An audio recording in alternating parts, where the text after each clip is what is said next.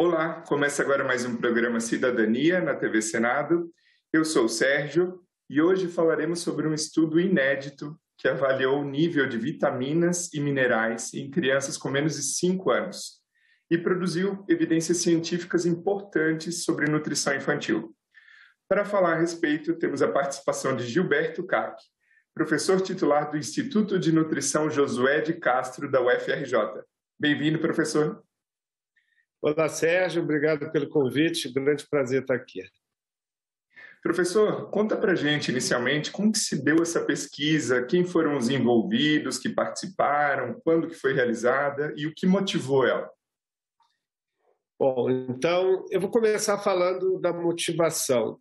Esse estudo ele foi financiado pelo Ministério da Saúde, pela Coordenação Geral de Alimentação e Nutrição Infantil, a CEGAN.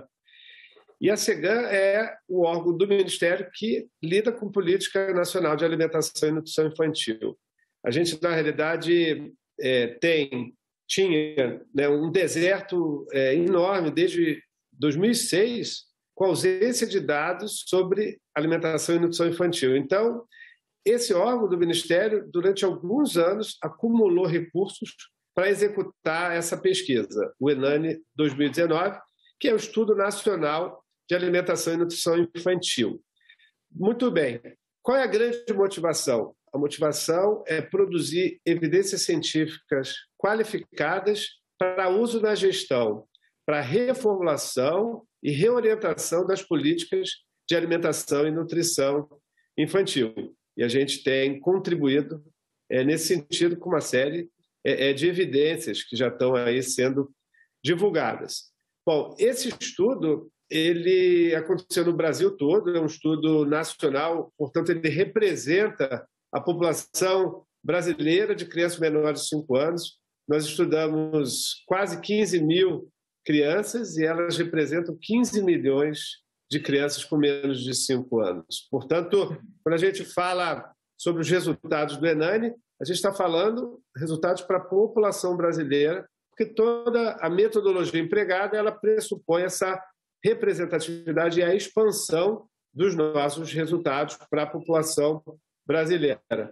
São muitos envolvidos, Sérgio. Na realidade, é um estudo muito complexo, é um consórcio liderado pela Universidade Federal do Rio de Janeiro, a UFRJ, mas que contou com apoio de instituições baseadas aqui no estado do Rio de Janeiro, então a Universidade do Estado do Rio de Janeiro, a Universidade Federal Fluminense e a Fiocruz. Nós contamos com a participação da empresa Science, não é uma empresa, é uma organização sem fins lucrativos, composta basicamente de ex-membros do IBGE, que tem uma larga experiência na execução de estudos dessa natureza, e um laboratório privado com capacidade de absorver e fazer as análises das quais a gente vai falar. Foram mais de 340 entrevistadores, portanto, um número muito grande de pessoas envolvidas nessa pesquisa. Entendi. Bom, e entre os achados dessa pesquisa foi identificada uma insuficiência de vitamina D, conforme a gente pode ver no gráfico na tela. No entanto, não foi considerado um problema de saúde pública essa insuficiência de vitamina D, a gente pode ver aí na tela conforme a região. Queria que o senhor explicasse para a gente a respeito dessa diferença entre as regiões e também por que não foi considerado um problema de saúde pública esses índices achados, encontrados. Bom, se você me permite, eu queria dar um passo atrás e só fazer uma complementação sobre os grandes objetivos do ENANI 2019. É uma pesquisa sobre alimentação e nutrição infantil e a gente trabalhou com 3 grandes objetivos. Um deles é avaliar a frequência, a prevalência das deficiências de micronutrientes. No caso, a gente vai falar aqui um pouco sobre a insuficiência da vitamina D. E esse é o grande aspecto inédito, muito difícil você fazer a coleta de sangue no domicílio de tantas crianças. Os outros aspectos, eles envolvem a avaliação da dieta e também a avaliação do peso e do comprimento, que são situações onde você pode falar se a desnutrição ela segue sendo um problema, se o sobrepeso e a obesidade são os novos problemas nutricionais. Então, só queria dar esse panorama inicial para o nosso público entender que é uma pesquisa completa. E aí, entrar na sua pergunta. Bom, a vitamina D, ela tem sido muito pesquisada recentemente. A gente, aqui no Brasil, não tinha dados sobre a avaliação da prevalência da insuficiência da vitamina D. Quando a gente percebe os valores, a gente está falando de 4% para questões, esse quadro nacional, e a gente entende que esse é um valor baixo, tá? Ele é um valor que não é considerado um problema de saúde pública. Como outros que a gente percebeu que já foram problemas no passado, a insuficiência de vitamina A, a deficiência de vitamina A. Especificamente sobre a vitamina D, é importante a gente destacar que há um uso e uma recomendação relativamente descontrolada e sem uma preocupação muito grande no que diz respeito à suplementação desse nutriente. Então, essa é uma preocupação da saúde pública. A gente não tem insuficiência de vitamina D e muitas dessas crianças, elas na realidade estão recebendo essa suplementação sem necessidade. Quando a gente olha a questão da vitamina D pelas regiões, a gente vê que mesmo aquela região com a maior prevalência, que é a região sul, ainda assim ela não atinge o que a gente chama de 10%, que é o valor crítico para se considerar um problema como sendo de saúde pública. E ela é residual, ela é quase virtualmente zero nas regiões mais ensolaradas, como o Nordeste. Perfeito. Já falando sobre agora a deficiência da vitamina B12, a gente percebe, conforme o próximo gráfico na tela, uma grande diferença entre as macro-regiões do país. Eu queria que o senhor analisasse um pouquinho a respeito desse aspecto da B12. Bom, então, novamente, eu vou me permitir falar um passo atrás para contar para o nosso espectador o que a gente avaliou. Nós avaliamos um conjunto bastante extenso de biomarcadores, vitaminas e minerais. A gente falou da vitamina D, vai falar da vitamina B12, mas nós também avaliamos, né, a deficiência de vitamina A, B1, B6, de minerais como o zinco e o selênio. E, realmente, se por um lado a gente tem resultados interessantes no tocante à redução da deficiência de vitamina A, não sei se a gente vai falar um pouco sobre isso, e da anemia também, a questão da vitamina B12 ela é um problema bastante importante, como esse gráfico mostra. Então, a gente observa que, no Brasil como um todo, 14% dessas crianças elas têm essa deficiência. Então, isso é um valor importante. Ela é mais importante nas regiões, né, norte, sobretudo a região norte. Por quê? Na realidade, a vitamina B12 ela é muito presente em alimentos que têm um custo mais elevado, como carnes, e às vezes até alguns folhosos verdes, escuros. E a gente sabe que um problema muito importante que a população brasileira como um todo está vivendo é o quadro da insegurança alimentar, que também foi pesquisado pelo Enani. Então, lamentavelmente, a gente percebe valores bastante elevados dessa insuficiência, que, em última análise, é falta de poder aquisitivo para comprar alimentos em quantidade e qualidade suficientes que supram essa dieta diversificada, rica na sua totalidade de micronutrientes, como deveria ser. Então, eu diria que o problema imediato é esse. É claro que a gente está falando de problemas que têm determinação muito complexa, que lá na estrutura macro a gente está falando de emprego, salário mínimo decente, questões de agricultura, alimentação saudável, mas só para a gente ficar aqui no relato mais do proximal, do problema que explica ali no primeiro nível de causalidade. O senhor comentou também da vitamina A, né? Os estudos apontaram que houve uma melhoria, né, na análise histórica, comparativa, da vitamina A. Quais os destaques, né? A que o senhor atribui isso? Bom, então, o Brasil tradicionalmente documenta, nas suas grandes pesquisas, a prevalência de anemia, que é o ferro, né, e a vitamina A. A gente observou, quando a gente comparou os resultados do ENANE 2019, a gente observou que 6% dessas crianças tinham algum grau de deficiência de vitamina A. Esse valor, no passado, comparativamente, a última pesquisa que a gente tinha dado era de 2006, ele, na realidade, ele reduziu 65%. Era 17%, passou a ser 6%. Então, é um problema que está sob controle. E a gente tem que atribuir ao Programa Nacional de Suplementação de Vitamina A, tanto a questão da vitamina A como da anemia, o Ministério mantém programas bastante ativos e bem trabalhados nesses últimos muitos anos, que têm contribuído de forma importante para essa redução. Então, eu considero que o papel do programa ele é muito importante para que essa prevalência hoje estivesse em níveis razoáveis. 6% é um valor... a gente queria 0 para qualquer problema nutricional, mas isso não é viável, isso não existe no nosso mundo. Então, 6% é um valor considerado leve do ponto de vista da saúde pública.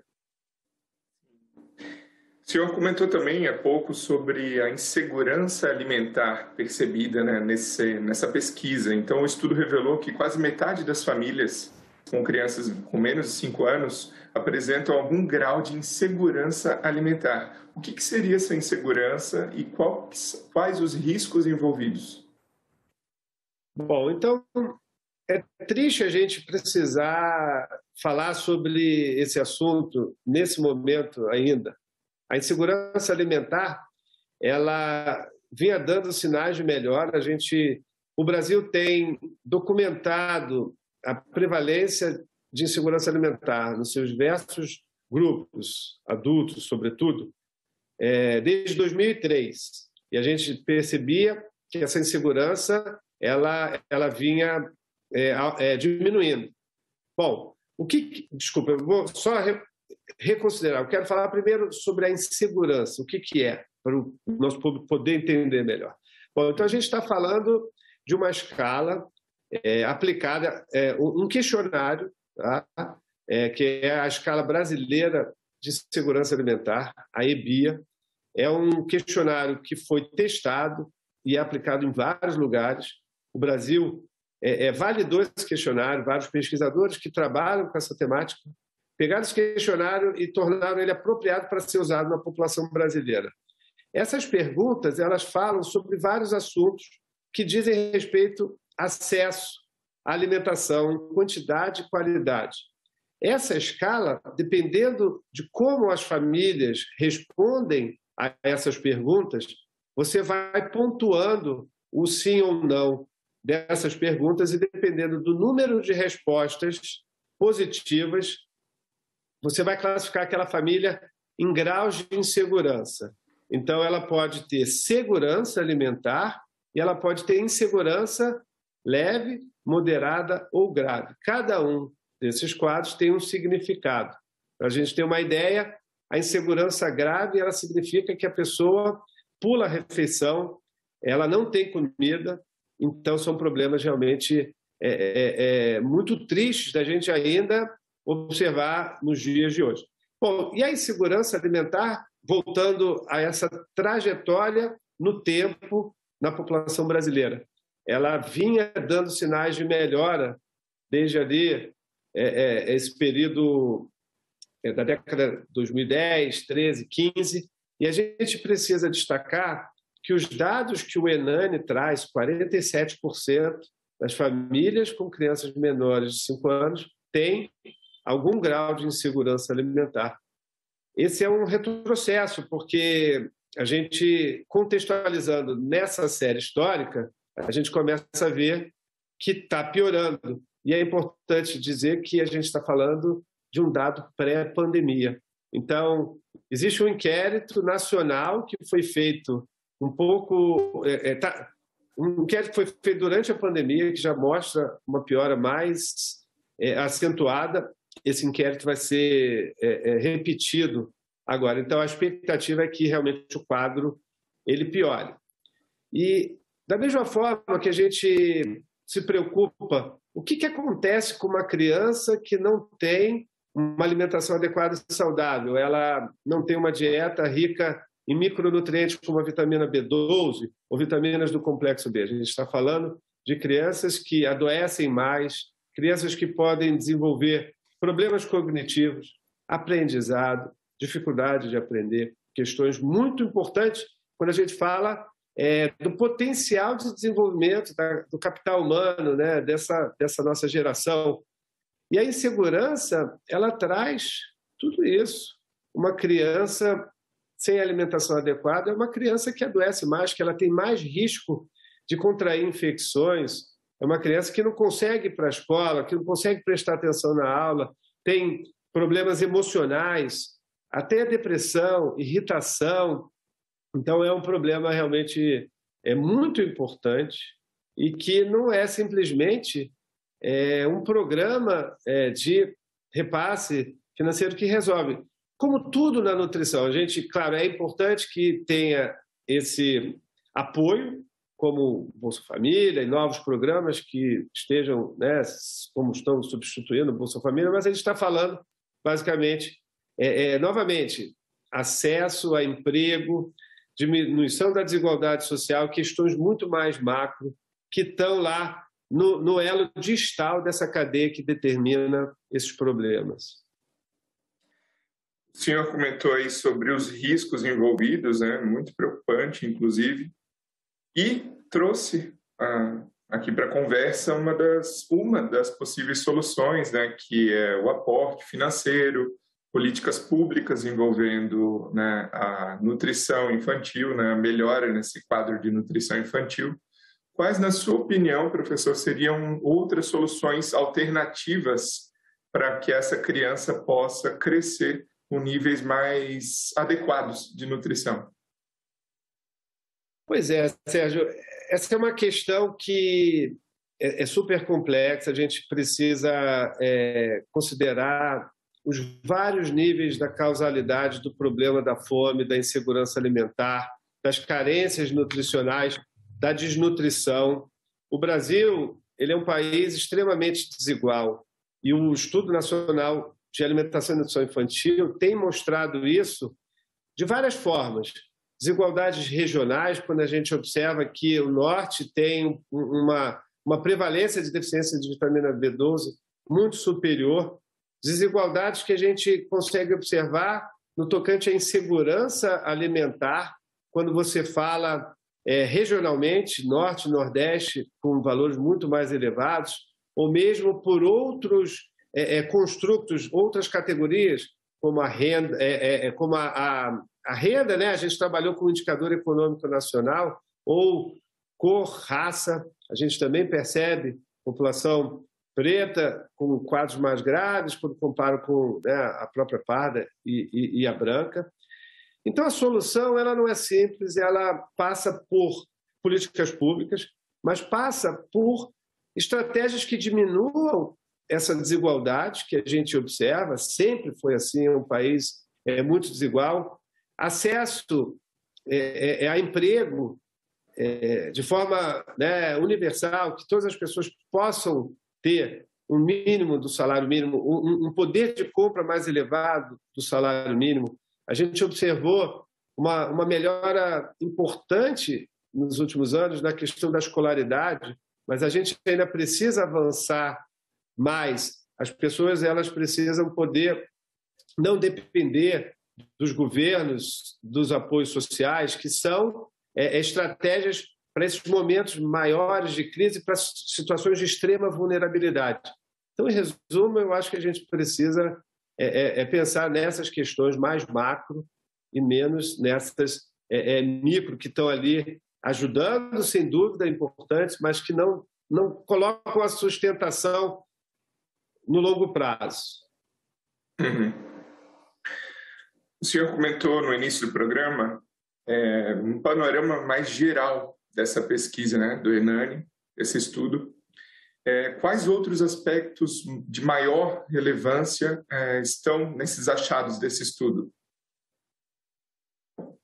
Bom, é interessante essa sua pergunta, porque, como eu disse, o Hernani 2019 ele chega num momento onde havia um grande deserto de produção científica qualificada que pudesse ser usada para a gestão no tocante à nutrição infantil. Então, a última pesquisa que a gente fez foi de 2006 e tem aí um intervalo enorme. E nesse período a gestão ela fica completamente sem dado. A gente está falando de tomar decisões que mudam a política baseada em evidência. Então, a gente tem uma preocupação em prover essas evidências.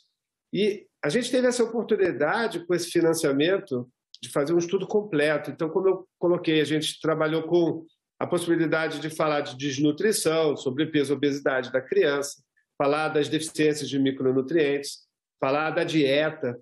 Então, a gente tem um conjunto grande. Nós estamos divulgando esses resultados por meio de relatórios bastante detalhados. Esses relatórios eles têm sido acompanhados por seminários onde a gente está percebendo, a imprensa tem participado, a gestão local tem participado. Mas, para responder a sua pergunta, a gente tem questões relacionadas ao aleitamento materno, a gente tem alguns resultados sobre o consumo alimentar dessas crianças. Então, queria falar um pouco sobre o aleitamento materno exclusivo. A criança que é amamentada exclusivamente por 6 meses. Essa é a recomendação da Organização Mundial de Saúde. E o Brasil não tinha dado recente, e a gente observou que em torno de 45% das crianças brasileiras, elas, de fato, são alimentadas por até 6 meses. 6 meses exclusivamente, sem água, sem nada. Essa é a indicação. E é muito importante que essa frequência, essa prevalência de aleitamento exclusivo, ela aumente. Então, a ideia era que fosse de 50%, metas que são estabelecidas pela Organização Mundial de Saúde, e essas metas, elas recentemente sofreram revisões. Então, historicamente, esse indicador de aleitamento exclusivo, ele melhorou. Ele melhorou quando a gente compara essa última pesquisa. Ele ainda não é o ideal, a gente precisa aumentar. Eu acho que o nosso público tem que entender que hoje a gente ainda precisa de apoio no que diz respeito a leis de proteção para a mulher trabalhadora. Houve uma grande evolução nesse quesito, então a gente tem várias iniciativas, a mãe que trabalha, que tem uma sala para amamentar, mas a gente está falando de uma licença maternidade que é incompatível com os 6 meses. Então, a licença maternidade é de 4 meses. A gente teve a oportunidade de falar numa sessão da Câmara em defesa da amamentação, e foi muito interessante poder discutir isso com outros gestores. Então, o aleitamento está melhorando, pode melhorar, e a gente precisa também pensar muito na questão da dieta, né? Alimentação infantil. Então, um dado que nos assombrou e é muito preocupante é que 80% das crianças pesquisadas pelo Hernani em 2019 consomem alimentos ultraprocessados. Esses industrializados, biscoitos, farinhas, refrigerantes. Esse valor ele é extremamente elevado e a gente precisa trabalhar na questão da regulação. A gente avançou em várias questões, como proibição de propagandas em certos horários de alimentos, aquela associação de certos produtos com joguinhos infantis, isso também é na questão da alimentação, da amamentação. Então, você imagina grandes empresas oferecendo leite para a mãe com 1 mês que está amamentando. Hoje a gente tem uma manifestação do marketing muito perniciosa ainda. E isso certamente contribui para que esse alimento ultraprocessado ele realmente seja consumido em grandes quantidades. E é isso que a gente precisa também tomar bastante cuidado. Informações aí importantíssimas para as mães, né, que muitas famílias têm essas dúvidas. Então, 6 meses seria um prazo mínimo aí de 100% aleitamento materno. E, a partir dessa transição, qual tipo de alimento é mais adequado na primeira fase, né, de alimentos sólidos? Bom, então, na realidade é isso que você falou, né? Durante 6 meses, a criança tem que fazer aleitamento exclusivo e, paulatinamente, a partir desses 6 meses, ela vai começar a introdução, né? De sucos, papinhas, tem toda uma evolução que deve ser obedecida pela própria questão da maturação do sistema digestório da criança. A gente tem que tomar muito cuidado com a introdução precoce de certos alimentos. Isso também está moldando o hábito alimentar dessa criança que tende a permanecer por muito tempo.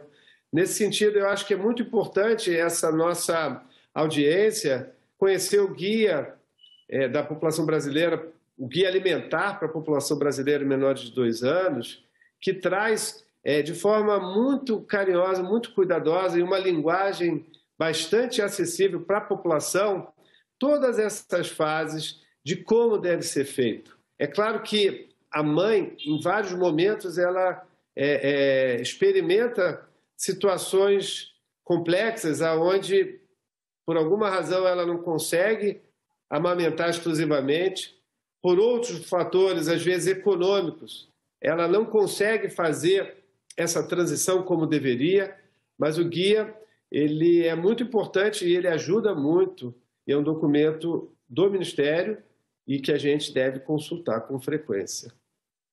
Então, para consultas, para tirar mais dúvidas a respeito dessa primeira fase alimentar, quem está nos assistindo pode buscar o guia do Ministério da Saúde para alimentação, primeira alimentação, digamos assim.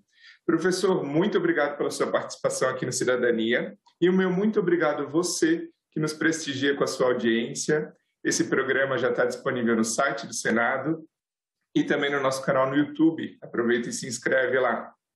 Se tiver alguma dúvida ou sugestão, pode mandar para a Ouvidoria do Senado Federal. Eu vou ficando por aqui e a gente se vê na próxima. Um abraço.